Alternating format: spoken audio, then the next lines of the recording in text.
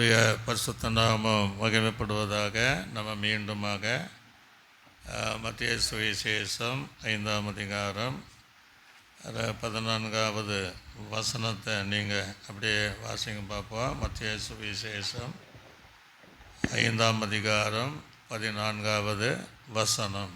நீங்கள் உலகத்துக்கு வெளிச்சமாய் இருக்கிறீர்கள். உலகத்திற்கு வெளிச்சமாய் இருக்கிறீர்கள்.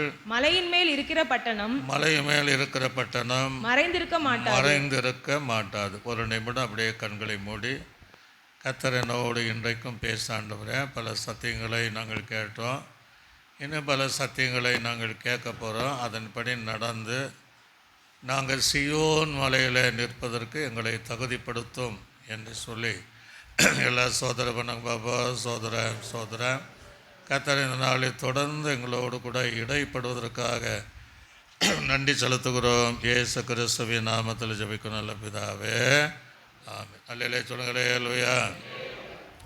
கர்த்தருடைய பரிசுத்த நாமம் மகிமைப்படுவதாக. நம்ம மத்தேயு 5:14 வைத்து தான் நம்ம தேவனுடைய செய்தியை நம்ம தேவனுடைய ஆவியினால் கேட்டு வருகிறோம்.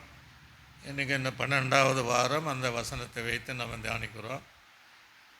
ஆவியானவர் தந்த அந்த ஆலோசனையின்படியாக நாம் செய்திகளை தியானித்து நீங்களும் நானும் அதை கேட்டு வருகிறோம். அது 3ஆம் நாள் என்கிற அந்த அனுபவத்தை கடந்த வாரத்தில் நம்ம 3ஆம் நாள் என்பது தேவனுடைய ஆலோசனை. அல்லேலூயா. 2 விதமான ஆலோசனை நம்மை சந்திக்கும். ஒன்று தேவனுக்கு பிரியமில்லாத ஆலோசனை, இன்னொன்று தேவனுக்கு பிரியமான ஆலோசனை. நமக்கு எதற்கு நாம் இடம் கொடுக்குறோமோ நம்ம கையில் தான் இருக்குது. தேவ ஆலோசனைக்கு நம்ம இடம் கொடுத்தானா மலை மேல் இருக்கிற பட்டணத்தை போல மறைந்திருக்க மாட்டாதபடி இந்த உலகத்திற்கு நம்ம வெளிச்சமாக இருக்க முடியும். ஆக தேவ ஆலோசனையின்படி நம்ம கேட்காம மற்றபடி ஆலோசனை கேட்கும்போது நம்ம உலகத்திற்கு வெளிச்சமாக இருக்க முடியாது. மலை மேல் இருக்கிற பட்டணத்தை போல மறைந்திருக்க கூடாத வாழ்க்கை தான் நமக்கு ஏற்படும். அல்லேலூயா. நமக்கு நல்லா தெரியும், அதாவது மனிதர்களுக்கு மிருகங்களுக்கு 5 அறிவும்பாங்க, ஆனால் மனிதருக்கு 6 அறிவு அப்படின்னு தான் சொல்கிறோம். நமக்கு நல்லா தெரியும் எது நல்ல ஆலோசனை. 7வது அறிவு கூட நமக்கு இருக்குது. 7வது அறிவை இயேசு கிறிஸ்துவை அறிகிற அறிவு. அல்லேலூயா. இதை அப்போஸ்தலனாகிய பவுல் அந்த அறிவை அடைவது தான் எல்லாமே நஷ்டமும் குப்பையுமாக எண்ணினான். அப்போ அந்த 7வது அறிவு நம்ம வச்சுட்டு எது நமக்கு நல்ல ஆலோசனை, எது கெட்ட ஆலோசனை என்று நிதானித்து கொண்டால் நாம் சரியாக நம்ம வாழ்ந்து தேவனுக்குள்ளாக வளர்ந்து அங்கே சீயோன் மலையில் நிற்கக்கூடிய இடத்துல நம்ம நிற்க முடியும். அல்லேலூயா சொல்லுங்களே. அல்லேலூயா. ஒரு வேளை நம்ம சொல்லக்கூடிய ஆலோசனை எப்படி, நம்ம இடத்துல ஆலோசனை சொல்லக்கூடியவர்கள் எப்படி என்று எதற்காக சொல்லுகிறார்கள் என்பதை நம்ம அந்த உள் கருத்தை புரிந்து கொண்டாலே நமக்கு ஒரு தெளிந்த ஒரு மனம் வந்துவிடும். அல்லேலூயா சொல்லுங்களே. அல்லேலூயா. கடைசியாக நம்ம கடைசி காலத்தில் பாதாளத்துலேயோ நரகத்தில் போயிட்டு உன்னால் நான் கேட்டேன் என்னால் நீ கேட்டேன்னு சொல்லிடக்கூடாது. ஆகவே ஆலோசனை என்பது கவனமாக கேட்கணும். முதியோருடைய ஆலோசனை நல்ல ஆலோசனை தான். சில ஆலோசனை தவறான ஆலோசனை என்பதை பார்த்தோம். வாலிபருடைய ஆலோசனை நல்ல ஆலோசனை இருந்து தவறான ஆலோசனை இருக்க தான். ஒரு சபையில் ஒரு ஊழியர் இந்த நாளில் 50 வருஷமாக ஊழியம் செய்கிறார். அப்போ அங்கே 2 சகோதரர்கள் அநேக வருஷமாக அந்த பாஸ்துக்கு விரோதமாகவே ஒன்றுக்குன்னா ஆலோசனை பண்ணி பயங்கர பிரச்சனை பண்ணாங்களே. பாஸ்டர் எவ்வளோ சொல்லி பார்த்துருக்குறாரு, நீங்கள் அப்படிலாம் பண்ணக்கூடாது என்று சபையாரும் சொல்லி பார்த்துருக்குறாங்க. அவங்க கேட்காம அதே அவங்க ஒருவராக ஏதோ ஆலோசனை பண்ணி இந்த ஊழியங்கள் செய்ய முடியாதபடி அவங்க என்ன செய்கிறாங்க, அப்படியே செய்து வரும்போது அதில் ஒரு சகோதரன் இரவில் நித்திரை செய்யும்போது ஒரு தரிசனத்தை பார்த்தாராம். அந்த தரிசனத்தை பார்க்கும்போது பாதாளத்தில் இருப்பதை போல் நரகத்தில் இருப்பதை போல் பார்த்துருக்கிறார். இருந்து பார்க்கும்போது அப்படியே கண்ணை அந்த பாதாளத்தில் நம்ம பார்க்கலாம். ஏன்னா அந்த ஐஸ்வர்யனை பார்த்திங்கன்னா வேதனை உண்டாகும், அந்த புழு வேகாது, அப்படி வேதனை உண்டாகும். அப்படியே பார்த்தான்னா இன்னொரு நபரும் இவருக்கு ஆளு 2 பேர் மாற்றி சொன்னாங்க இல்லையா, அவரும் அங்கே இருக்கிறாரா. அப்போ இருக்கும்போது பார்த்தோன்னே அவர் சொன்னாரா, உன்னால் நான் கேட்டேன், என்னால் நீ கேட்டேன்னாங்க. ஒரு அலே சொல்லலே லோயா. எங்கே போய் உன்னுடைய ஆலோசனை நான் கேட்டு பாஸ்ட்டுக்கு எதிராக செயல்பட்டேன், என்னால் நீ என்னுடைய ஆலோசனை கேட்டு உன்னால் நான் கேட்டேன், என்னால் நீயும் கெட்டே என்று சொல்லுகிற அந்த தரிசனத்தை பார்த்த உடனே அவர் உடனே பாஸ்டர்கிட்ட போய் ஒப்புரவாகி, பாஸ்டர் இனி எதிராக எந்த காரியம் செய்ய மாட்டேன் என்று ஒப்புரவானாராம். அல்லேலூயா சொல்லுங்களே லோயா. அப்போ அந்த தரிசனத்தை போய் அந்த நபர்கிட்ட சொல்லும்போது அவருக்குள்ளே மனமாற்றம் உண்டாகி எனக்கு கிட்டத்தட்ட 50 வருஷமாக அந்த இடத்துல ஒரு ஊழியத்தை சிறப்பாக செய்து வருகிறார். ஆக இந்த ஆவிக்குரியவைகள் நம்ம சரியான படி தேவ ஆலோசனைப்படி வாழும். இதை நான் இப்படி சிந்திக்கும் போது எங்கள் ஊரில் ஒரு சம்பவம் நடந்தது. நான் ரொம்ப சீட்டு விளையாடுவேன். ஆரம்பத்தில் ஒரு புதரில் தான் நாங்கள் விளையாண்டோம். அப்புறம் ஏன்னா காவல்துறை பிரச்சனை, ஃபாரஸ்ட் ஏரியாக்குள்ளே விளையாண்டோம். சோலை அப்படின்னா ஒரு குறிப்பிட்ட இடம் சோலை அதுக்குள்ளே விளையாண்டோம். கல்லறை போய் கல்லறை தோட்டத்தில் போய் என்ன செஞ்சோம், விளையாண்டோம். அதிலேருந்து அதிலேருந்து நாங்கள் டெவலப்மெண்ட் ஆகி கிளப்பில் போய் விளையாட ஆரம்பித்தோம். ஆனால் சிலர் அதே பழக்கத்தை வைத்து இருந்தாங்க. ஒரு முறை அந்த சீட்டு விளையாடுகிற ஃபாரஸ்ட் ஏரியாவில் விளையாடுகிற போது காவல்துறை போய் பிடிச்சிருக்கிறாங்க. பிடிச்ச உடனே எல்லாமே ஓடிட்டாங்க. 2 பேர் என்ன செஞ்சிட்டாங்க, மாட்டிட்டாங்க. அப்போ அவங்க கேட்டாங்களா, நீ உனக்கு இந்த ஆலோசனை யார் கொடுத்தா, நீ எதனா யாருனாலும் கெட்டு போனேன் அப்படின்னா அவன் சொன்னான்னா, இது இவனால் தான் கெட்டு போனேன், இவன் தான் எனக்கு 2 பேர் தான் மாட்டியிருக்கிறாங்க. அப்போ இவங்கிட்ட கேட்டிருக்கிறாங்க, நீ யாரால் கெட்டு போனேன், உனக்கு இந்த ஆலோசனை யார் இவனால் தான் கெட்டு போனேன். அப்போது அந்த காவல்துறை ஒரு 3 கிலோமீட்டர் இருக்குது.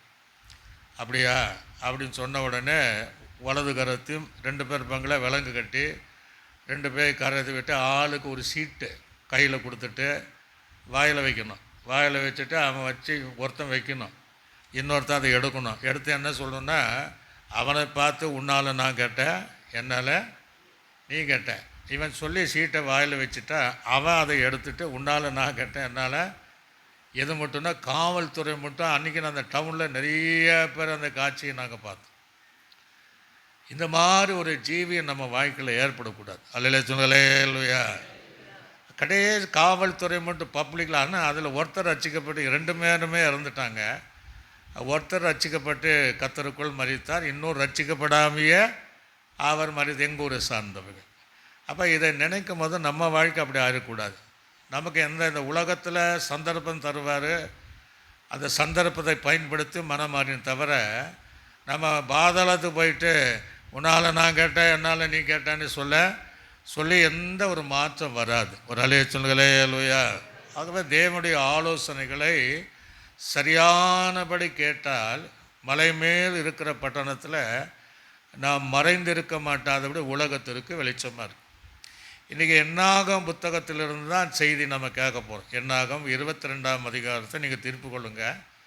அங்கே பாலாக் ராஜா என்பது ராஜாவை நம்ம பார்க்க முடியும். பிலியாம் அப்படின்னா குறி சொல்லக்கூடிய ஒரு மனிதனை பார்க்க முடியும். இந்த பாலாக்கு இஸ்ரவேல் ஜனங்க எகிப்திலிருந்து கானானுக்கு பயணம் வரணும். அந்த பயணம் வந்தால் அவர்கள் கடந்து வருகிற பாதைகள் ஒரு லகுவான பாதை கிடையாது. எத்தனையோ பிரச்சனைகளை தாண்டணும். இப்போ சிவந்த சமத்தை தாண்டணும், யோர்தானை தாண்டணும், எரிகோ கோட்டை தாண்டணும். இடையில இவங்களை முறுமுறுத்தவள் தான் தேவனுக்கு எதிராக ஊழிகர்மத்தில் ஆண்டவர்கள் கைவிடலை.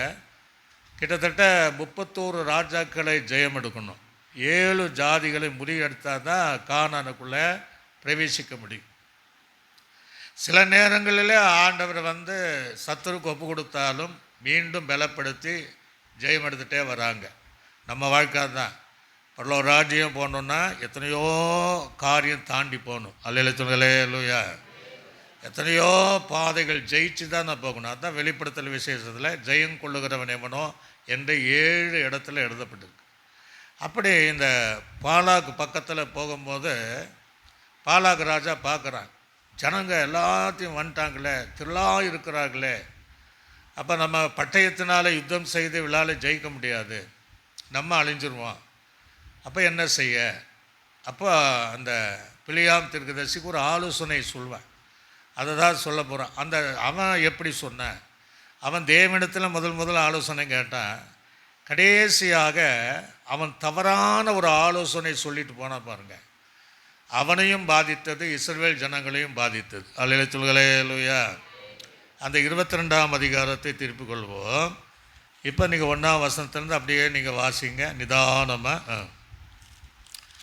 மைக்கிறது 22ஆம் அதிகாரம். பின்பு இஸ்ரவேல் புத்திரர் பிரயாணம் பண்ணி எரியோ கிட்ட இருக்கும் யோர்தானுக்கும் இக்கரையிலே வெளிகளிலே பாலை வந்துட்டாங்க. அப்படியே அந்த பிரயாணத்தை ஜெயிச்சு எங்க வந்துட்டாங்க, அந்த இடத்துல பாளையம் இறங்கினார்கள். இஸ்ரவேல் எமோருக்கு செய்த யாவையும் சிப்போரின் குமாரன் ஆகிய பாலா கண்டான். அவங்களுக்கு எப்படியெல்லாம் அவங்க அழிச்சு ஜெயம் எடுத்தாங்க என்பதை பாலா கண்டான். இஸ்ரவேல் ஜனங்கள் எப்படி இருந்தாங்களா? ஏராளமா இருந்தபடியினால் மோவாப் மிகவும் அந்த பாலாக் என்ன செய்தான்? பயந்து இஸ்ரவேல் புத்திரன் நிமித்தம் கலக்கம் அடைந்து மீதியானியரின்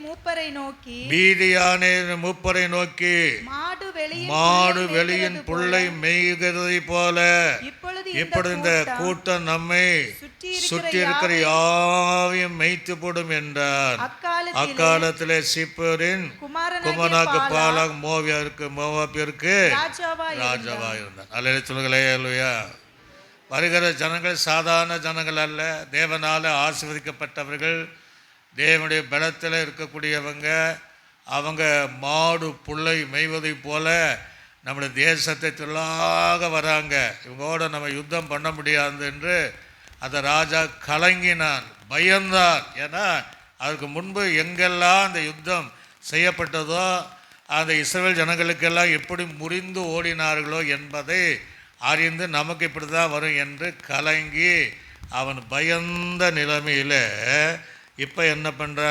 5வது வசனம். அவன் பேயோரின் குமாரன் ஆகிய பிலியாமை அழிக்கும்படி தன் சந்ததியாருடைய தேசத்திலே நதி அருகே உள்ள பெத்தோருக்கு ஸ்தானாதிபதிகளை அனுப்பி எகிப்திலிருந்து ஒரு ஜனக்கூட்டம் வந்திருக்கிறது. அவர் பூமியில் விசாலத்தை மூடி எனக்கு எதிராக இறங்கி இருக்கிறார். அல்லேலூயா. பூமியினுடைய விசாலத்தைனா பூமியே பார்க்க முடியாத அந்த அளவுக்கு திரளாக இஸ்ரவேல் ஜனங்களை தேவன் பெருக பண்ணினார். அல்லேலூயா. 70 பேர் இருந்த அந்த ஜனங்களை கிட்டத்தட்ட 25 லட்சங்களாக பெருகி வருகிற அந்த ஜனத்தை கண்ட உடனே பயந்து என்ன செய்தான்? பிலியாம் தீர்க்கதரிசிக்கு இதை சொல்கிறான். அந்த குறி சொல்லுகிற கூடியவருக்கு அவனுக்கு சொல்ல இப்படி இறங்கி வராங்க. அவர்கள் எண்ணிலும் பலவான்கள் ஆகிலும் அவன் சொல்ல, நீர் ஆசீர்வதிக்கிறவன் ஆசீர்வதிக்கப்பட்டவன், நீர் சபிக்கிறவன் சபிக்கப்பட்டவன் என்ற அறிவே. ஆனால் நீ வந்து எனக்காக அந்த ஜனத்தை சபிக்க வேண்டும். அப்பொழுது ஒருவேளை நான் அவளை முறியடித்து அவளை இந்த தேசத்திலிருந்து துரத்தி விடலாம் என்று சொல்ல சொன்னான். அல்லேலூயா.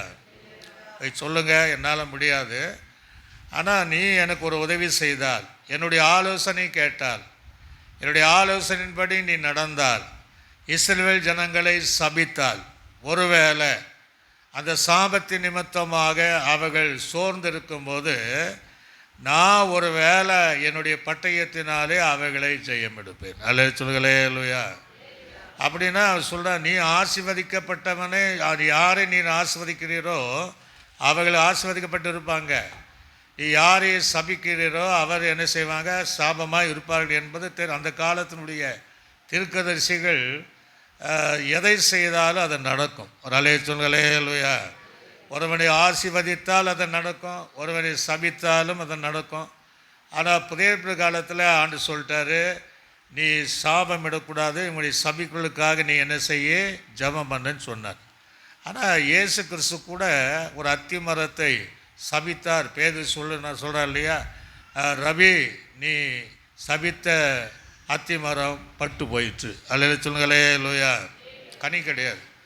ஆகவே இங்கே அந்த ஆலோசனை சொல்கிறேன், நீ வந்து இந்த ஜனங்க பெருகி வராங்க, நாங்கள் கலங்கி இருக்கிறோம், பயந்து இருக்கிறோம். ஆகவே அந்த இஸ்ரவேல் ஜனங்களை, எகிப்திலிருந்து வந்த இஸ்ரவேல் ஜனங்களை, அந்த ஜனம் கர்த்தருடைய ஜனம் என்று இவருக்கு தெரியும், இருந்தாலும் அந்த ஜனங்களை சபித்தால் ஒரு வேளை நான் ஜெயம் எடுக்கலாம் என்று அவன் சொன்னான். அல்லேலூயா சொன்னங்களே லூயா.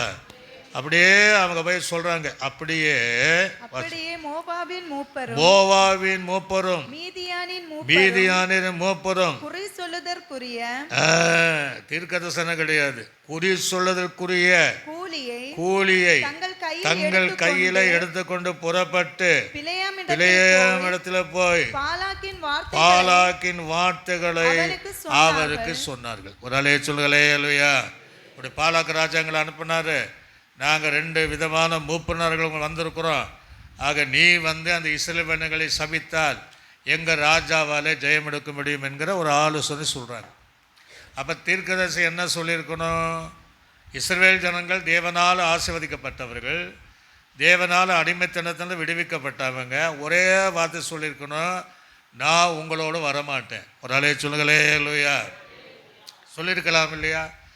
அந்த இஸ்ரவேல் ஜனங்களை நான் எப்படியா சபிக்க முடியும்? அது தேவனால் ஆசீர்வதிக்கப்பட்ட ஜனங்க, அது தேவனால் அழைக்கப்பட்ட ஜனங்க என்று சொல்லியிருந்தால் பிரச்சனைக்கே இடம் இல்லை. ஆனால் அவன் அதுக்குரிய சம்பளத்தையும் எடுத்துகிட்டு வராங்க. இவன் உள்ளுக்குள்ளே சில ஆசை, பண ஆசை வந்தாச்சு. அதனால் என்ன செய்கிறான்னா, அங்கே அந்த வசனத்தில் வாசிக்கும்போது அவன் அவளை நோக்கி, ராத்திரிக்கு இங்கே தங்கிருங்கள், கர்த்தர் எனக்கு சொல்லுகிறபடியே என்ன ஆலோசனை சொல்றாரோ அதன்படியே உங்களுக்கு உத்தரவு கொடுப்பேன் என்றார். அப்படியே மோவாபின் பிரபுக்களும் பிலேயாமில் தங்கினார்கள். தேவன் பிலேயாமிடத்தில் வந்து கேட்கிறாரு. இவன் கேட்கறதுக்கு முன்னாடி ஆண்டுக்காரு, ஏப்பா தங்க வச்சிருக்கிறிய, அவருக்கு தெரியாதன்னா இவங்க எதுக்காக வந்திருக்காரு இயேசு தெரியும். ஆனால் அங்கே சொல்கிறாரு, உன்னிடத்தில் இந்த மனிதர்கள் யார் என்று கேட்டார். அல்ல சொல்லுங்களே லூயா, சத்தமாக சொல்லுங்களே லூயா. ஆண்டு சொல்லியிருக்கலாம். எப்போ அவங்க தப்பாக வந்து சொல்லுவாங்க, நீ அதுக்கு செவி கொடுக்காத, அது சொல்லியிருக்கலாம்.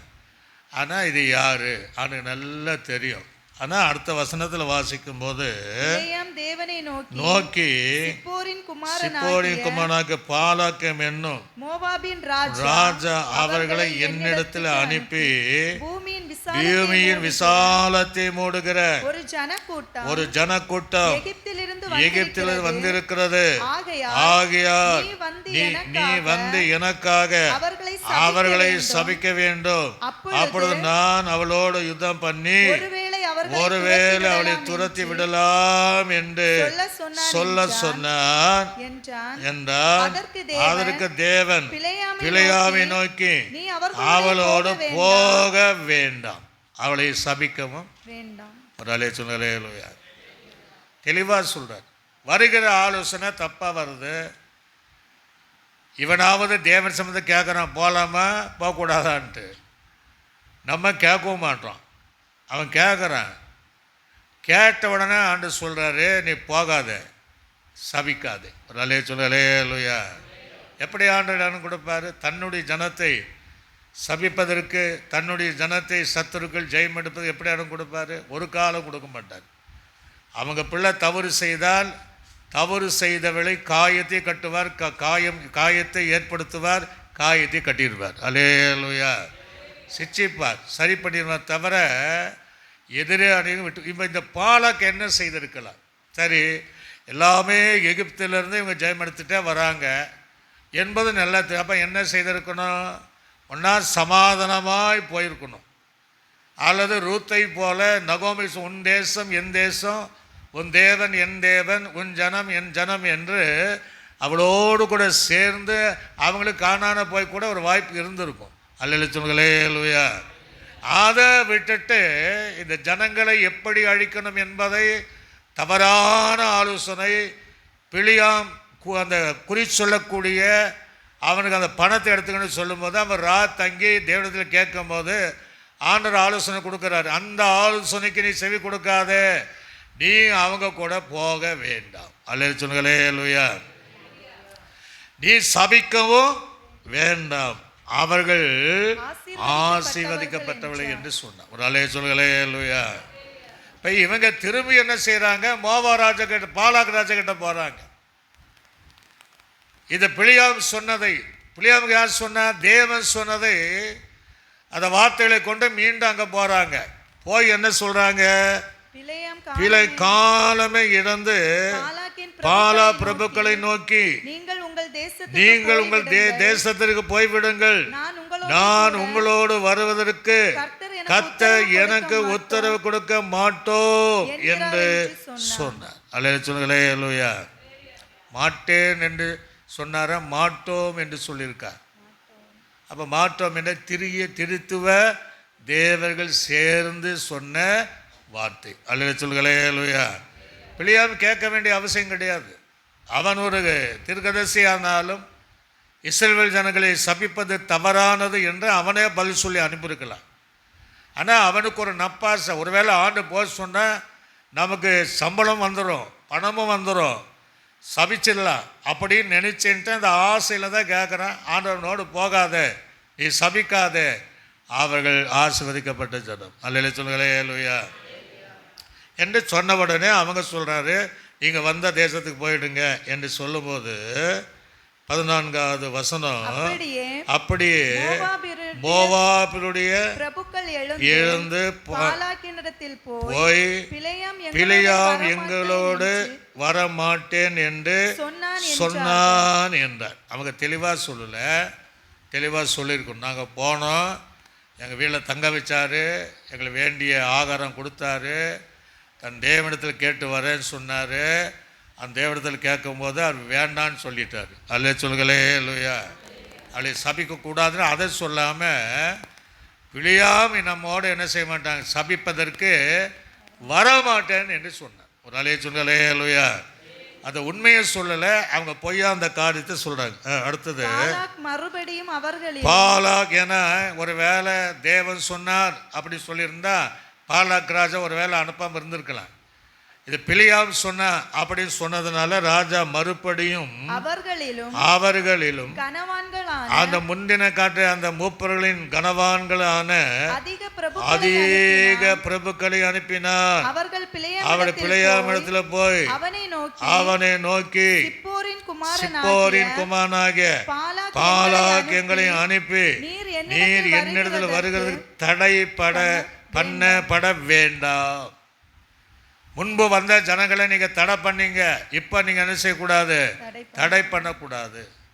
நீங்கள் எங்களோடு வர வேண்டும், இஸ்ரவேல் ஜனங்களை சபிக்க வேண்டும் என்கிற ஆலோசனை சொல்லும்போது அடுத்த வசனம், உம்மை மிகவும் கனம் பண்ணுவோம். அல்லேலூயா சொல்களே அல்லேலூயா. சாதாரண கனம் அல்ல, உம்மை மிகவும் கனம் பண்ணுவே, நீ சொல்வதெல்லாம் செய்வே, நீ வந்து எனக்காக இந்த ஜனங்களை சபிக்க வேண்டும் என்று சொல்ல சொன்னான் என்றார். இப்போ என்ன செஞ்சிருக்கணும், முதல் தடவை ஆண்டுகிட்ட கேட்டாச்சு, ஆண்டு தெளிவாக ஆலோசனை சொல்லிட்டாரு, நீ போகாத, சபிக்காத, அது என்னுடைய ஜனம், அது ஆசீர்வதிக்கப்பட்ட ஜனம். அதனாலே சொன்னங்களே இல்லையா. மீண்டும் கேட்கக்கூடிய அவசியம் கிடையாது. ஆனால் அவன் மறுபடியும் தவறு செய்கிறான் பாருங்கள். ஏன் தவறு செய்கிறான், அவனுக்குள்ளே ஒரு பொருளாசை வந்தது, பண ஆசை வந்தது, ஆனால் அதை வெளியே காட்டிக்கல. ஆக மீண்டும் தேவனிடத்தில் கேட்குறான். நம்மளாம் என்ன செய்வோம், ஒரு தடவை கேட்போம், ஆண்டவரே போடலாமா வேண்டாம் அப்படின்னா அதோடு ஸ்டாப் பண்ணிடுவான். எத்தனை அழைப்பு வந்தாலும் இல்லைங்க கர்த்தர் வேண்டான்னு சொல்லிட்டாரு அப்படின்னு இருப்போம்.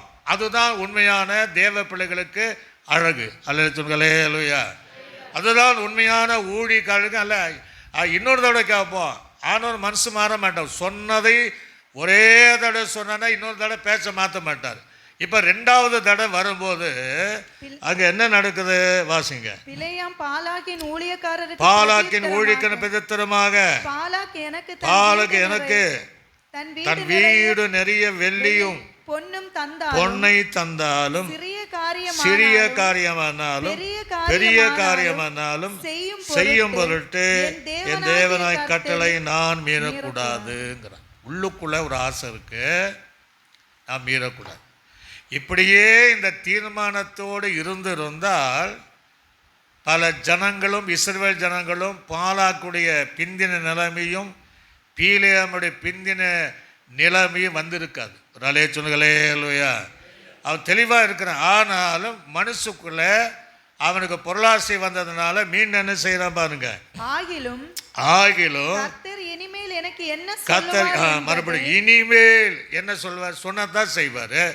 இனிமேல் எனக்கு என்ன சொல்வார் என்பதை நான் அறியும்படி நீங்கள் இந்த ராத்திரில இங்கே தங்கிருங்கள் என்றால் இரவிலே தேவன் பிழையாமிடத்தில் வந்து அவரே வந்துட்டாரு.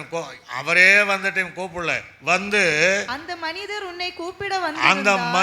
உன்னை கூப்பிட்டு வந்திருந்தால் இப்ப சொல்றாரு, நீ எழுந்து அவளோடு கூட போ, ஆனாலும் நான் உனக்கு சொல்லும் வார்த்தையில மாத்திரம் செய்யவேன். இப்ப ஆண்டவர் சொல்றேன் கேட்கறதுக்கு முன்னாடி நீ எழுந்து போயிடு. ஒரு அலைய சொல்லலே இல்லையா? ஆண்டுக்கு தெரியும் எப்படியும் போவான், எந்த வகையிலும் போவான் என்பது நல்லா தெரியும். சிலருக்கு நம்ம எவ்வளவோ நம்ம உபதேசம் பண்ணாலும் அவங்க பாதையில் தான் போவாங்க. அது ஆண்டுக்கு தெரியும். எத்தனை முறை எச்சரிக்கப்பட்டாலும், எத்தனை முறை தேவன் நம்ம நேசிக்கிறதுனால உபதேசம் பண்ணாலும் அவங்க போகிற வழியில் தான் அவங்க போவாங்க. அது ஆண்டுக்கு நல்லா தெரியும். நீ எழுந்து அவங்க கூட போயிடு. அல்ல சொல்லுங்களே இல்லையா? ஆனால் போ, ஒன்று மாத்திரம், அந்த ஜனங்களை சபிக்கக்கூடாது. ஒரு அலே சொல்லுங்களே இல்லையா? அவர்கள் ஆசீர்வதிக்கப்பட்ட ஜனம் அப்படின்னு இவருடைய விருப்பத்தை நிற்போ அப்படின்ட்டு. சில நேரங்களில் நம்ம குடும்பத்தில் பாருங்கள், சில பிள்ளைகள் நம்ம விருப்பமில்லாத இடத்துக்கு போகிறேன்னு கேட்பாங்க. நான் போக வேண்டாம், அந்த இடம்லாம் சரி கிடையாது, அங்கே இருக்கிற ஆள் சரி கிடையாதும்பான். சில நாள் கெட்டார்பான். அப்போ நம்ம சொல்கிறோம் எப்படியோ போனேன் அப்படின்னு சொல்லி அனுப்புகிற மாதிரி தேவன் பிழையாமே அனுப்புகிறாரு. ஒரு நாளே சொல்லுங்களே இல்லையா? சில நேரங்கள் அப்படி குடும்பங்களில் பார்க்கும்போது சம்பவம் நடைபெறும். இப்போ நீங்கள் பாருங்க அடுத்த வசனம். பிழையாம் காலமே எழுந்து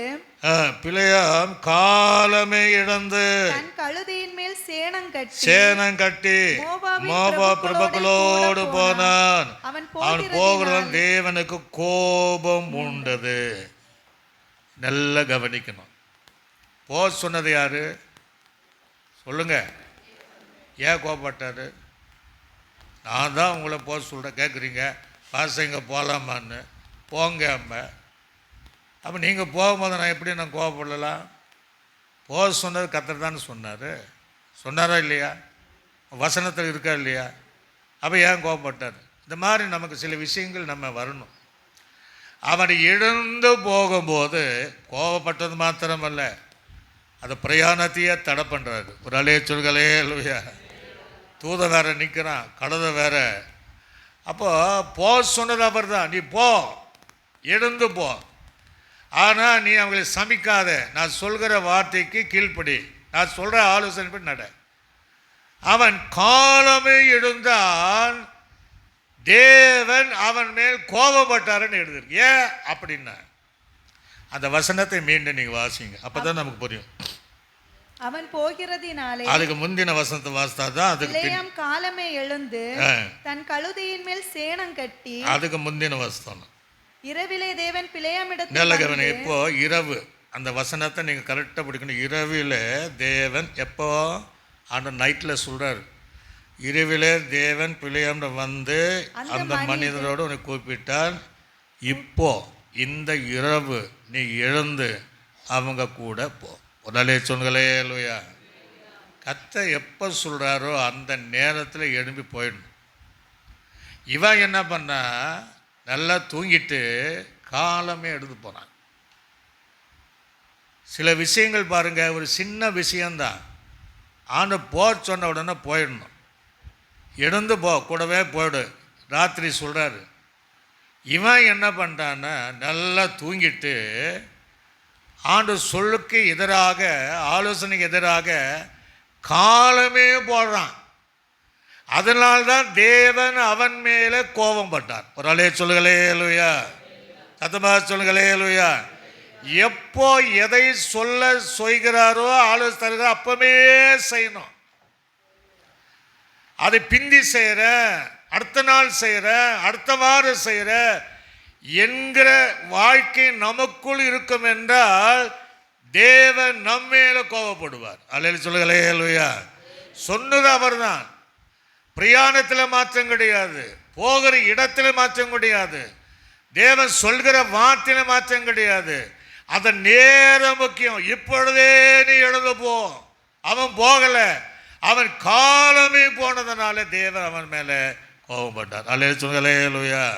அதை வாசிங்க திரும்ப அடுத்த வசனம். பிலேயாம் காலமே எழுந்து தன் கழுதையின் மேல் சேணம் கட்டி மோவாப் பிரபுகளோடு போனான். அவன் போகிறதுனால் தேவனுடைய கோபம் மூண்டது. கர்த்தருடைய தூதானவர் வழியிலே அவனுக்கு எதிராக நின்றார்.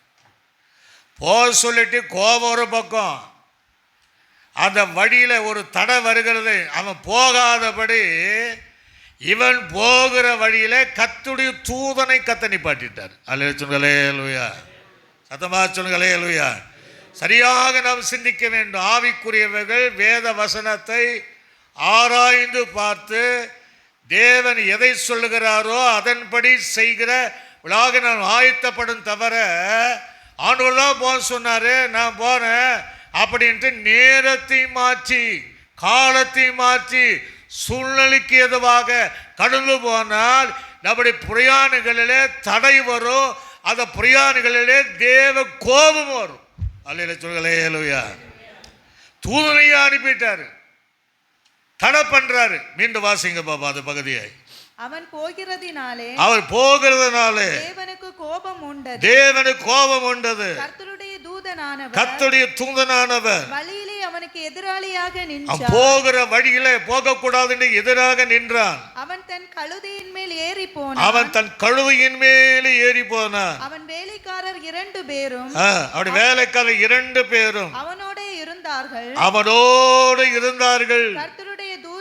கர்த்தருடைய தூதனானவர் உருவின பட்டயத்தை தம்முடைய கையிலே பிடித்துக்கொண்டு வழியிலே நிற்கிறதை கழுதை கண்டு வழி விட்டு வயலிலே விலகி போயிட்டு கழுதைய வழியிலே திரும்ப பிலேயாம் அதை அடித்தார். அல்லேலூயா சொல்லுங்களே. அல்லேலூயா. நம்ம யாரை கொண்டு நம்ம பேசாத கழுதை பேச வைக்க. மிருகங்கள் பேசும். ஏதேன் தோட்டத்தில் எல்லாமே பேசும். சர்ப்பம் பேசிச்சா ஏவலோடு பேசிச்சு. சர்ப்பத்தின் பேசும்போது ரூபம் வேற, சபிக்கப்பட்ட பின்பு ரூபம் வேற. பைபிளில் பேசும். காகங்கள் தேவ சத்தத்தை கேட்குதா? அது எலியாவுக்கு அந்த கிரத்து ஆற்றங்கரையில் போய் ஆண்டவர் சொன்னபடி கேட்குது. ஆக இங்கே இந்த கழுதைக்கு தெரியுது நம்ம போகிற வழி சரி கிடையாது. சிலர் சொல்லுவாங்க கழுதைக்கு தெரியுமா கற்பூர வாசனை, அதுக்கு தெரியுது பாருங்க. தேவனுடைய ஆலோசனை, தேவனுடைய திட்டம். இவனுக்கு தெரியாத ஒன்று தெரியும், தூதனையும் பார்க்குது. அல்லேலூயா சொல்லுங்களே. அல்லேலூயா. அப்போ அதை நினைக்கிறது என் எஜமான் ராஜா தவறான வழியில் போகிறாரு, தேவன் சொல்லுகிற நேரத்தில் போகலை, அதனால் இவருக்கு ஏதாவது ஆயிடக்கூடாது. அவன் உருவின பட்டயத்தோடு தூதன் வர நிற்கிறான். ஆக அந்த வழியில் போகாமல் அது வயல் வழியாக போகுது. அல்லேலூயா சொல்லுங்களே. அல்லேலூயா. அப்போ இவன் நினைக்கணும், இத்தனை காலங்கள் இத்தனை வருஷம் நான் களத்தில் போயிருக்கிறேன், அது சரியாக தான் போயிருக்கு, இப்போ அது விலைக்கு போகுதுன்னா ஏதோ ஒரு காரணம் இருக்கிறது, இந்த பிரயாணத்தில் ஏதோ ஒரு தடை இருக்கிறது அப்படின்னு அவன் சிந்திப்பதற்கு பதிலாக அந்த கழுதையை அடித்தான். அல்லேலூயா சொல்லுங்களே. அல்லேலூயா. இப்போ அவனுடைய மனசு ஃபுல்லாக அந்த பொருளாசை தவிர இது சரியான நடந்தால் கூட அது தவறாக அவன் நினைத்து அவன் அந்த கழுதையை அடிக்கிறான். மறுபடியும் அந்த வசனத்தை வாசிங்க பார்ப்போம். கர்த்தருடைய தூதனானவர் அடுத்தது கர்த்தருடைய தூதனானவர் இருபுறத்திலும் சுவர் வைத்திருந்த திராட்சை தோட்டங்களின் பாதையிலும் நின்றார். இப்ப 2 பக்கம் சுவர், திராட்சை தோட்டத்துக்கு போற வழி, அதில் நின்றுட்டார். பரலோக ராஜ்யம் என்பது இடுக்கமான வழி, அது குறுகலான வழி. அப்போ இங்கே போகிறாரு. போன உடனே இந்த கடுதினால போக முடியல, ராஜா உட்காண்டிருக்கிறார். ஆக எதிராக உறவின பட்டயத்தை உடைய தூதன் நிற்கிறான். இப்போ இந்த ராஜா அப்படி வேறு வழியாக போனால் கூட ராஜா கண்டிப்பாக அடிப்பார். அப்போ அந்த கழுதை வேறு வழியே கிடையாது, அந்த சுவர் ஓரமாக அப்படி தேய்ச்சி போகுது. இப்போ ராஜா 2 பக்கம் காலை வச்சிருப்பார். இது சுவரோடு அது உராய்ச்சி போகும்போது ராஜாவுடைய காலுக்கு என்ன பிரச்சனை வரதான் செய்யும். ஆக ராஜாவுடைய காயம் ஏற்பட்ட உடனே அப்போதான் நினைக்கணும், இந்த கழுதை ஏன் இப்படி பண்ணது என்று யோசித்து இருக்கணும். மீண்டும் பாருங்க, அந்த கழுதையை அடிக்கிறான். வாசித்து பாருங்க. கழுதை கர்த்தருடைய தூதனை கண்டு சுவர் ஓரமாக ஒதுங்கி பிலேயாமின் காலை சுவரோட நெருக்கிட்டு திரும்பவும் அதை அடித்தார். அல்ல சொல்லுங்களே, அல்லையா. அடிக்கதான் தெரியல, யோசிக்க தெரியல. சிலருக்கு அப்படிதான் திருப்பி பேசுவாங்க தவிர யோசிக்க இடமில்லாமல் போயிடுவாங்க. ஆக இங்கே திரும்ப அடிக்கிறான். அப்பொழுது கர்த்தருடைய தூதன் அப்புறம் போய் வலதுபுறம் இடதுபுறம் வழி இல்லாத இடுக்கமான இடத்திலே நின்றான். அல்ல சொல்லுங்களே, அல்லையா. இப்போ சுவரோரும் போக முடியாது, வயல் வழியும் போக முடியாது. அப்படிப்பட்ட இடத்துல தூதன் நின்னா. இதுவரையும் பிலியாமுக்கு அது தெரியல, கழுதைக்கு தெரிந்தது. அப்படிப்பட்ட இடத்தில் நின்றான். கர்த்தருடைய தூதனை கண்டு பிலேயாமின் கீழ் கீழ் இன்னும் போனா அடிப்பாருன்னு அது தெரிஞ்சு போய், இப்படி போனால் அவர் காலுக்கு வேதனை, இப்படி போனால் அடிப்பார், நமக்கு எதுக்குப்பா வம்பு என்று சொல்லி அது பிலேயாமின் கீழ் படுத்து கொண்டது. பிலேயாம் கோபம் மூண்டவனாய் கழுதையை தடியினாலே 3ஆவது தடவை அடிக்கிறான். அல்ல சொல்லுங்களே, அல்லையா. தேவனுடைய கோபம் பிலேயாம் மேலே இருந்துச்சு. பிலேயாமின் கோபம் எது மேலே இருந்துச்சு? கழுதையின் மேலே இருக்கு. இவன் கோபம் காரணமில்லாத கோபம். ஆனால் தேவனுடைய கோபம் காரணத்தோடு இருக்கிற கோபம். அல்ல சொல்லுங்களே, அல்லையா. இப்போ 3ஆவது தடவை கழுதை அடித்த உடனே கர்த்தர் பார்த்தார், இந்த மனுஷனுக்கு அறிவு கிடையாது, பாவம் கழுதை. நம்ம இவன் ஆலோசனை கேட்கறதுனால அது 3 தடவை அடி வாங்கிச்சுன்னு கழுதையின் வாயை கர்த்தர் திறந்தார். அல்ல சொல்லுகிறே, அல்லையா. ஏசையில் வாசித்து பார்த்தீங்கன்னா, மாடு தன் எஜமானையும் கழுதை அதனுடைய முன்னினரையும் அறியும். அல்ல சொல்லுங்களே, அல்லையா. இப்போ அந்த வசனத்தை மீண்டும் வாசிங்க பார்ப்போம். உடனே கர்த்தர் கழுதையின் வாயை திறந்தார். அது பிலேயாமை பார்த்து நீர் என்னை இப்பொழுது 3 தரம் அடிக்கும்படி நான் உமக்கு என்ன செய்தேன்? அல்ல சொல்லுங்களே, அல்லையா. இவன் என்ன செஞ்சது?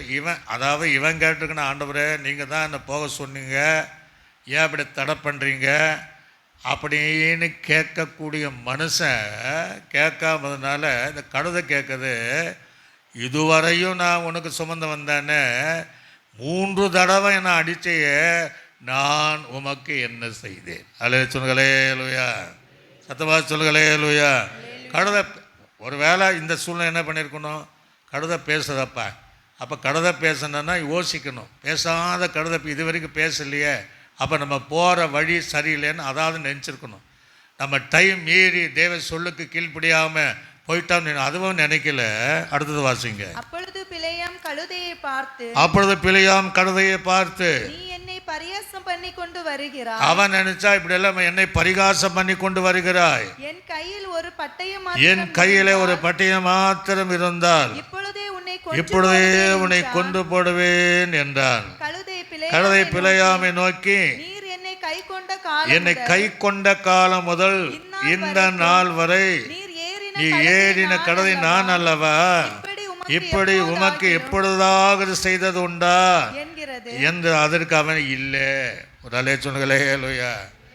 எத்தனை வருஷம் என் மேலே ஏறிக்க என்னைக்காவது ஒரு நாள் இப்படி பண்ணியிருக்கிறேன்னா அதுக்கு அவன் இல்லைங்கிறான். அப்பமா அவன் புரியல, இல்லை என்று சொன்னான். அப்பொழுது பிலேயாமை நோக்கி கண்களை திறந்தார். வழியில் நின்ற உருவின பட்டியத்தை தம்முடைய கையில பிடித்திருக்கிற கர்த்தருடைய தூதனை கண்டு தலை குனிந்து முகங்குப்புறமாக விழுந்து பணிந்தான். அல்ல சொல்லுங்களே, அல்லையா. அப்ப தூதனை பார்க்குற பாக்கியம் கழுதைக்கு தான் முதல் கிடைச்சிது. 2ஆவதாக பார்க்குற, சரி பார்த்த உடனே இதற்காக அல்லவா இந்த கழுதை வயல்வெளி போச்சு, வயல்வெளி போகிற இடத்துல 2 பக்கமாக என்னை சுவரோடு என் கால்களை தேய்த்து வச்சு அடுத்தது 2 வழியே இல்லாம நிற்கிற தூதர்கள் இருக்கும்போது அப்படியே என்னை சுமந்து கீழே படுத்துச்சுன்னு அவனுக்கு உணர்வு வரல. உடனே அவன் ரிட்டர்ன் ஆயிருக்கணும், அது ஆலோசனைக்கு செவி கொடுக்காம இருந்திருக்கணும். ஆனால் மீண்டும் மீண்டும் அதே பாதையில தான் போகிறான். ஒரு நாளே சொல்லுங்களே அல்லேலூயா. சில நேரம் நம்முடைய வாழ்க்கையிலும் உங்களுடைய வாழ்க்கையிலும் தேவன் எத்தனையோ தடவை நமக்கு எச்சரித்தாலும், எத்தனையோ காரியங்கள் தடை பண்ணாலும், நமக்கு எதிராக சில காரியங்கள் செய்தாலும் நம்மளால் உணர முடியாதபடி மீண்டும் மீண்டும் அந்த தவறான ஆலோசனையில் தவறான பாதையில் நம்ம போய்கொண்டு தான் இருக்கிறோம். அல்லேலூயா சொல்லுங்களே அல்லேலூயா. சில நேரம் தரிசனங்களை பார்க்கக்கூடிய அனுபவத்தை தந்தாலும், அல்லது கழுதையின் மூலமாக பேச வேண்டிய சில காரியங்கள் மனிதர்கள் மூலமாக பேசினாலும் நமக்குள்ள எந்த மாற்றம் இல்லை அப்படின்னா நம்ம உலகத்திற்கு வெளிச்சமாக இருக்க முடியாது. அல்லேலூயா. மலை மேல் இருக்கிற பட்டணத்தை போல மறைந்திருக்க முடியாது. மீண்டும் வாசிங்க அடுத்த வசனம். கர்த்தருடைய தூதனானவர் அவனை நோக்கி நீ உன் கழுதையை இதனோட 3 தரம் அடித்தது என்ன? உன் வழி எனக்கு மாறுபாடாக இருக்கிறதினால் வழி எனக்கு மாறுபாடாக இருக்குதுன்னா அது சொன்ன நேரத்தில் போகலாம். அந்த நேரம் போனால் ஏதோ ஒரு மாற்றம் வந்திருக்கும். நீ படுத்துட்டு காலை மாறுபாடாக இருக்கிறதுனால் நான் உனக்கு எதிராக புறப்பட்டு வந்து கழுதை என்னை கண்டு இந்த 3 தரம் எனக்கு விலை கழுதையை என்ன பார்த்து விலகுச்சு.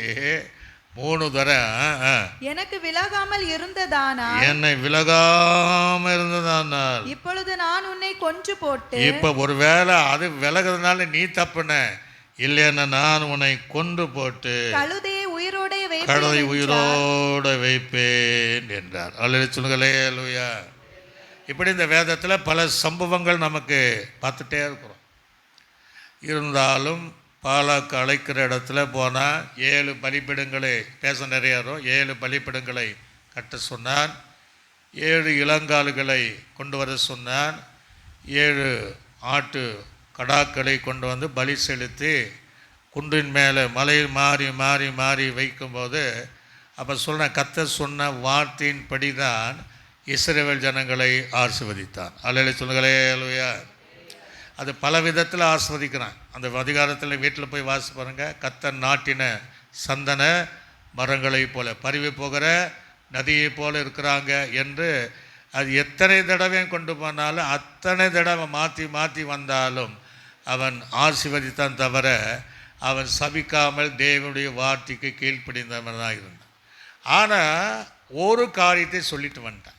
என்ன சொல்லிட்டு வந்துட்டான்னா, இப்படியெல்லாம் நீங்கள் இஸ்ரவேல் ஜனங்களை அழிக்க முடியாது, நான் பண்ணாலும் அழிக்க முடியாது, நீங்கள் பண்ணாலும் அழிக்க முடியாது.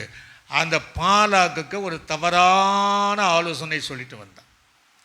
அந்த ஆலோசனை என்ன சொல்லிட்டு வந்தா? அடுத்த அதிகாரத்தில் வாசிக்கும் போது மோவாப் ஸ்திரீகளோடு விபச்சாரம் அப்படி சேர்த்து நீங்கள் பண்ணிட்டீங்கன்னா, விபச்சாரம் பண்ண ஆரம்பித்தால் நீயும் சபிக்க வேண்டாம், நானே சபிக்க வேண்டாம், தேவனே அவர்களை சபிப்பார். அல்லேலூயா சொல்லுங்களே அல்லேலூயா. அவர்களுடைய தேவனை விட்டு இந்த மோவாப் ஸ்திரீகளோடு விபச்சாரம் பண்ணி தவறான பாதையை போய் தவறான தெய்வங்களை ஆராதிக்கும் போது தேவனே அவள் மேலே கோபப்படுவார். அப்போ நீ லகுவாக ஜெயித்து விடலாம் என்று சொல்லி இஸ்ரவேல் ஜனங்களுக்கு தவறான ஆலோசனை சொல்லி கொடுத்த அது பிலியாமினுடைய ஆலோசனைப்படியே பாலாக் என்ன செய்தார்? மோவாப் ஸ்திரீகளை, தவறான ஸ்திரீகளை அங்கே இஸ்ரவேல் ஜனங்களோடு கலக்க செய்து அவர்கள் விபச்சாரம் பண்ணி வேசித்தனம் பண்ணி தேவனிட்டு விலகி அவருடைய விக்கிரங்களை ஆராதித்து அவர்கள் பின்பற்றியதுனால தேவனே இஸ்ரவேல் ஜனங்கள் மேலே கோபப்பட்டார். அல்லேலூயா சொல்லுங்களே அல்லேலூயா. சத்தமா சொல்லுங்களே அல்லேலூயா.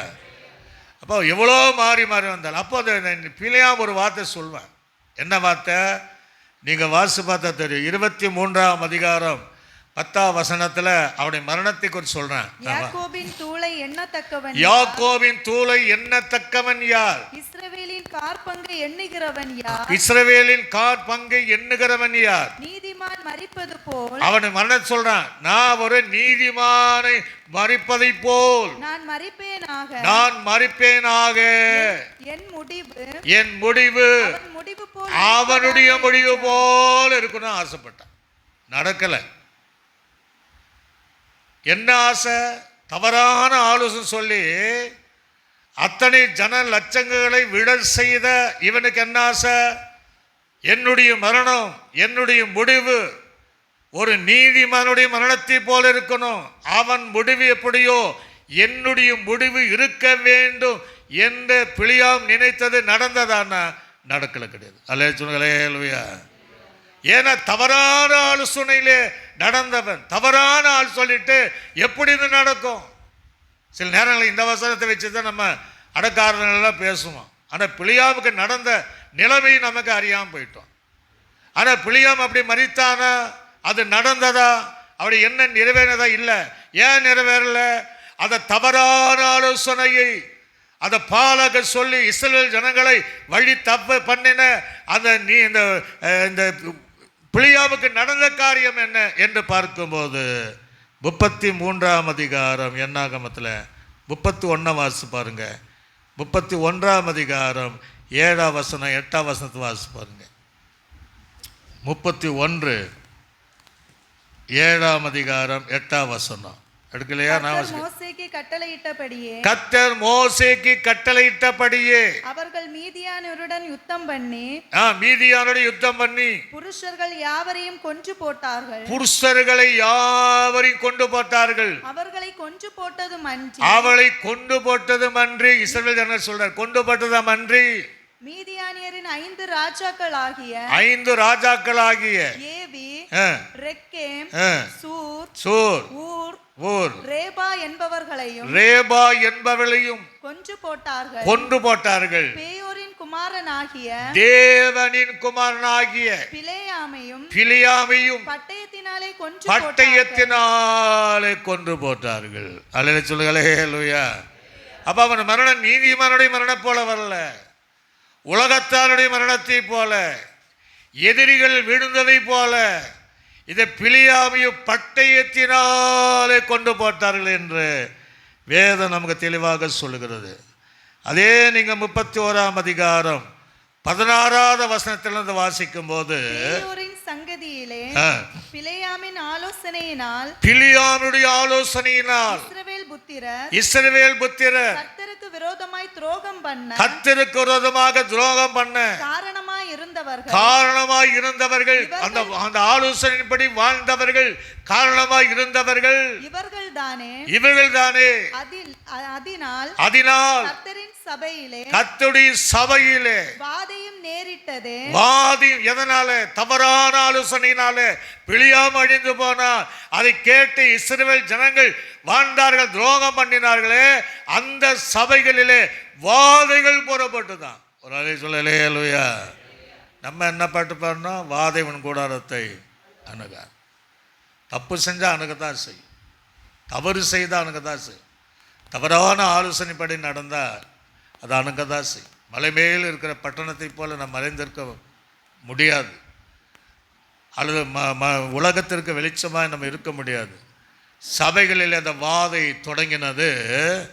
ஆகையால் குழந்தைகளில் எல்லா ஆண் பிள்ளைகளை இவன் செஞ்ச ஆலோசனைனால குழந்தை என்ன பாவம்? குழந்தைகளுள்ள எல்லா ஆண் பிள்ளைகள் எல்லாம் புருஷ யோகத்தை அறிந்த எல்லா ஸ்திரீகளையும் கொன்று போடுங்கள். ஒரு அலைய சொல்லுங்களே. அல்லேலூயா. குழந்தையும் புருஷர் ஸ்திரீகளுடைய அந்த இதை இருக்கிறவங்க எல்லாத்தையும் கொண்டு போடுங்கிறார். ஒரு தவறான ஆலோசனை எவ்வளவு பாதிப்பை ஏற்படுத்துகிறது. அல்லேலூயா சொல்லுங்களே. அல்லேலூயா. அந்த முழு சபையும் தேவனுக்கு விரோதமாக பாவம் செய்த அந்த ஆலோசனை பண்ணி செய்த ஒவ்வொருவரையும் ஆண்டவரே சொல்றாரு, அவங்க எல்லாம் உயிரோடவே இருக்கக்கூடாது, சிறு பிள்ளை என்று பாராத. ஏன்? நாளைக்கு அவன் வளர்ந்தா இதே ஆலோசனை தான் வளருவான். ஆகவே இப்படிப்பட்டவளை நீ கொன்று போடு என்று வேதம் தெளிவாக சொல்லுகிறது. வாசி பாருங்க திரும்ப. ஸ்திரீகளில்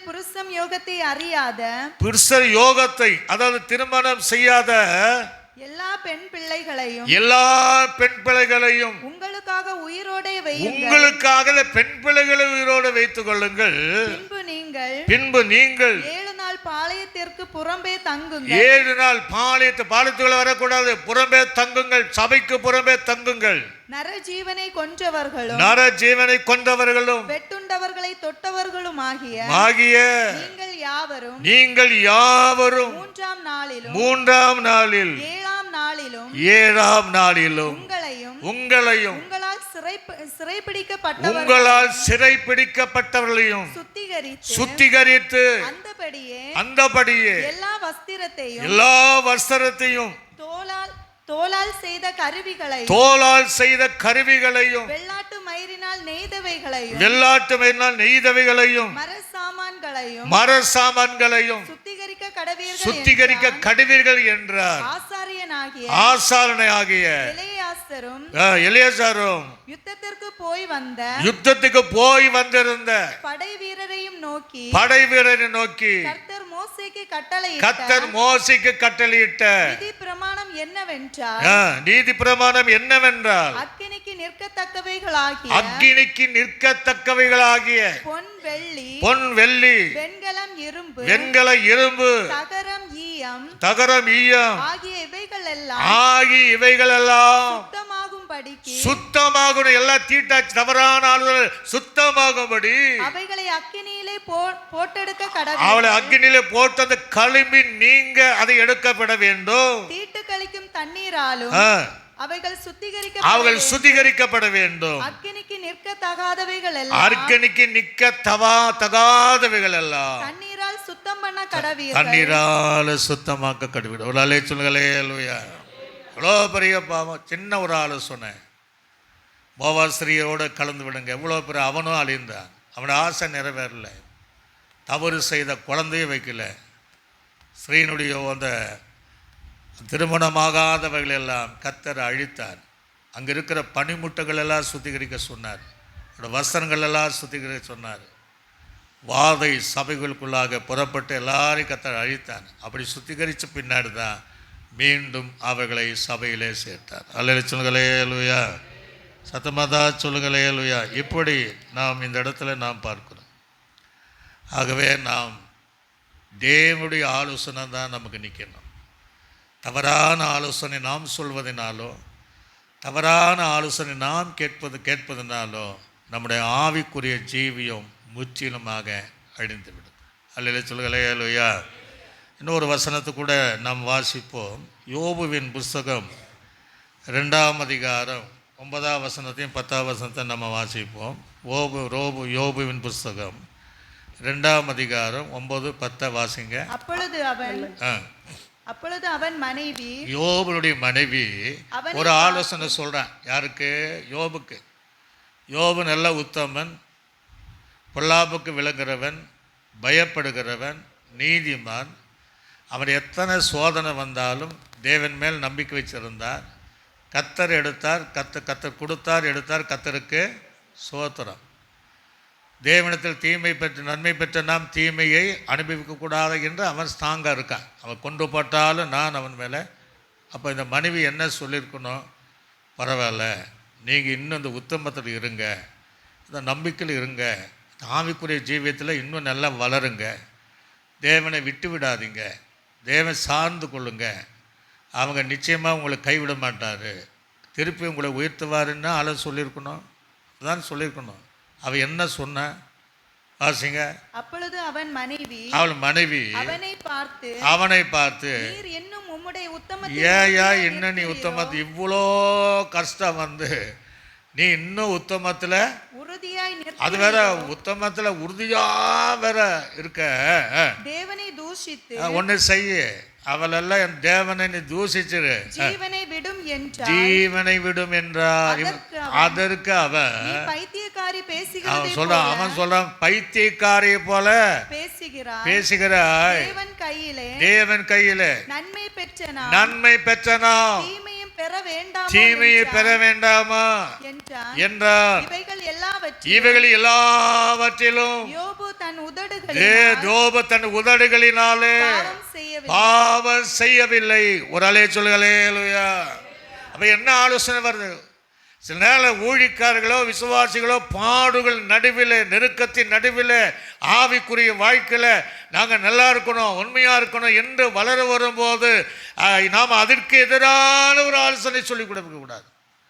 யோபின் மனைவி போல எதுக்கு ஏன் இப்போ உத்தமத்தமாக இருக்கிற, இன்னும் அதில் உறுதியாக வேற இருக்கிற, உனக்கு நிலைமை எப்படி இருக்கு, நீ அந்த தேவனை தூசித்து உன் ஜீவனை நீ விட்டுடுயா. அலையில சொல்லுங்களே லூயா. அவன் சொல்லிட்டான் பைத்தியக்காரின்ட்டான். ஒரு அலைய சொல்லுங்களே லூயா. நீ என்னத்தை பேசுகிற? நான் எங்கே தான் போகிறேன்? நான் தேவ சமூகத்தில் சார்ந்திருக்கிறேன். அலையில சொல்லுங்களே லூயா. நான் தேவனுக்கு வாழ்கிறேன். அப்படி அவன் பதிலடி கொடுத்தான். கர்த்தர் அதுக்கு ஏற்றபடி யோபுவை 2 மடங்கு ஆசீர்வதித்தார். அல்லேலூயா சொல்லுங்களே அல்லேலூயா. ரொம்ப அந்த ஆலோசனை நாம் சொல்லுகிற விதங்கள் இருக்குது. ஒருத்தர் நல்லா வளர்ந்து வராருன்னா அந்த வளர்ச்சி கெடுக்கத்தக்க ஒரு ஆலோசனை நாம் சொல்லிவிடக்கூடாது. கணவனானாலும், பிள்ளைகளானாலும், ஊழியரானாலும், சபையரானாலும், மனைவியானாலும் அதுக்கு ஏற்ற இசைந்த அந்த ஆலோசனை கொடுக்கும். தவிர நீங்கள் கூட்டத்தெல்லாம் போகக்கூடாது, அங்கெல்லாம் போகக்கூடாது என்று சொல்லக்கூடிய தவறான ஆலோசனை இருக்கக்கூடாது. அல்லேலூயா அல்லேலூயா. அதுதான் நீங்கள் இந்த காரியத்தை பார்த்தோம். தவறான ஆலோசனை சொல்கிறவர்களுடைய வாழ்க்கை என்னாச்சு அப்படி என்பதை நாம் பார்த்தோம்.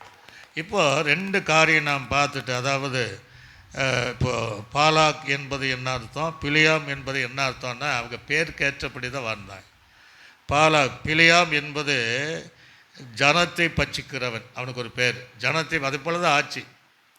2வது ஜனத்தை விழுங்குறவன் பிசாசு. 3வது ஜனத்தை கொழுப்புகிறவன். அல்ல சொல்லுங்களே லூயா.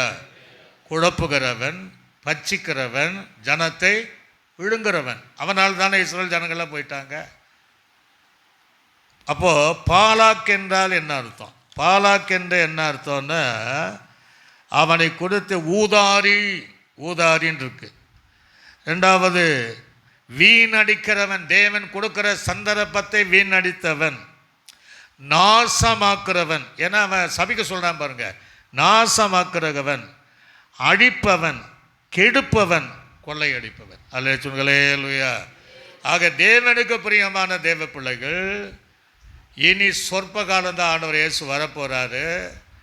இது வரைக்கும் நம்ம தவறான ஆலோசனை கேட்டிருந்தாலும், தவறான ஆலோசனை சொல்லியிருந்தாலும், அதற்கு இடமில்லாமல் கேட்ட செய்தின்படி தவறான ஆலோசனை கேட்பது என்னென்ன நடக்க என்பதை அறிந்து உணர்ந்து, ஆண்டவரே இனி நீங்களே எனக்கு ஆலோசகராக இருங்க. அல்ல சொல்லுங்க, அல்ல சொல்லுங்களே அல்லையா. அப்படி ஆலோசனைப்படி நடந்தால் நித்திய காலம் வரை நம்மை நடத்துவார். இந்த உலகத்தில் இருக்கிற நாட்கள் வரை உலகத்திற்கு வெளிச்சமாக இருக்க முடியும். மலை மேல் இருக்கிற பட்டணத்தை போல மறைந்திருக்க மாட்டாத அனுபவத்துக்குள்ளே இருக்க முடியும். எல்லாரும் எழும்பி நின்று ஆண்டவர் சமூகத்தில் நம்மை ஒப்பு கொடுத்து அந்த 3ஆம் நாள் என்பது தேவனுடைய ஆலோசனை. அந்த தவறான ஆலோசனையினால் என்ன நடந்தது என்பது வேதத்தில் பல வசனங்கள் இருக்கத்தான் செய்யும். பேதுருவில் இருக்குது, வெளிப்படுத்தல் விசேஷத்தில் பெருகும் சமயக்காத்த எழுதுகிறாரு. பிலியாமுடைய காரியம் யூதா 1:11 எழுதுகிறாரு, 2 பேதுருவில் எழுதுகிறாரு. அது எல்லாம் இருந்தாலும் அநீதியின் கூலியை பெற்றுக்கொண்டு தவறான ஆலோசனை சொன்ன பிலியாமினுடைய நிலைமையை பாருங்கள் என்று வேதம் பல இடத்துல சொல்லுகிறது. ஆகவே பிரியமான நம்ம ஆவிக்குரியவைகள் நாம் கூடுமானவரை நல்ல ஒரு ஆவிக்குரிய ஆலோசனை சொல்லக்கூடியவர்களாக நாம் இருக்கும்படியாக எல்லாரும் ஒப்பு கொடுத்து கர்த்தரை நாம் சோதரம் பண்ணுவோம். சோதரம் சோதரம் சோதரம். இதை கேட்கிறவர்களும் உங்களுடைய சபையை சார்ந்த முதியோரிடத்தில், உங்களுடைய பரிசுத்தவான்களிடத்தில் நீங்கள் அமர்ந்த ஜபத்தில் தேவனத்தில் ஆலோசனை பெற்றுக்கொண்டு நீங்கள் வாழும்போது அந்த ஆலோசனை தான் உங்களை ஆசீர்வதிக்கும். அந்த ஆலோசனை தான் நித்தியத்திற்குள்ளாக உங்களை நடத்தும். அதுக்காக ஒப்போடுறது எல்லாரும் கர்த்தரை நாம் சோதரம் பண்ணுவோம். சோதரம் சோதரம். பிதாவாகிய தேவனை நாம் சோதரம் பண்ணுவோம். சோதரம். கர்த்தராக இயேசு கிறிஸ்துவை நாம் சோதரம் பண்ணுவோம். சோதரம். நம்மை ஆற்றி தேற்றி வழிநடத்தின பரிசுத்த ஆவியானவரை நாம் சோதரம் பண்ணுவோம்.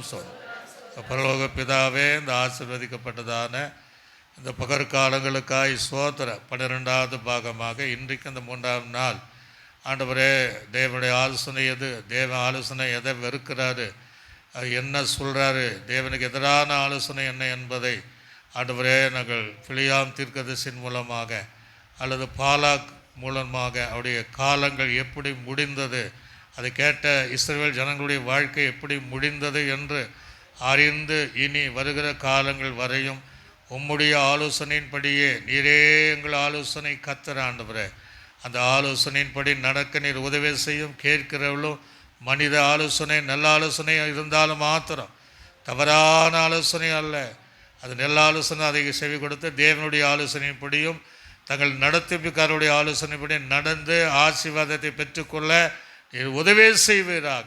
அந்த ஆசீர்வாதிக்கப்பட்ட ஜனங்கள் யார் சபித்தாலும் அந்த ஆசீர்வாதத்தை ஒருவரால் எடுத்துக்கொள்ள முடியாது.